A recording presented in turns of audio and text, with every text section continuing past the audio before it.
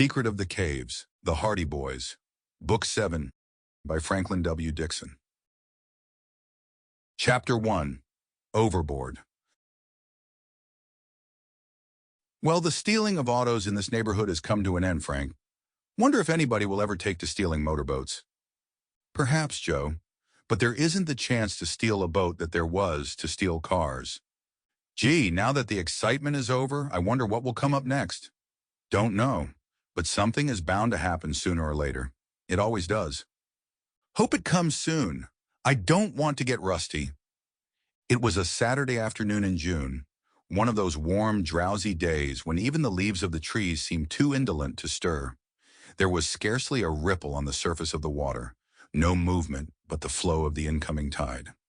3 motorboats circled lazily about Embarment Bay, within sight of the city of Bayport. The lazy spirit of the afternoon seemed to have spread to the occupants of the boats, for they lounged about informally. Biff Hooper in his craft, the Envoy, had devised a way of steering with his foot while sprawled on the side cushions.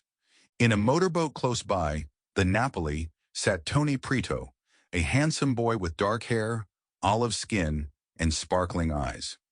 In the third motorboat were 2 lads certainly who need no introduction to readers of previous volumes in the Hardy Boys series. The boy at the wheel, a tall, dark, handsome lad of about 16, was Frank Hardy, and the other, a fair, curly-headed fellow about a year his junior, was his brother Joe. These boys were the sons of Fenton Hardy, an internationally famous private detective who lived in Bayport. "I didn't expect to see you fellows out on the bay this afternoon," shouted Biff Hooper, raising his head over the side of his boat. "Where did you think we'd be?" called back Frank.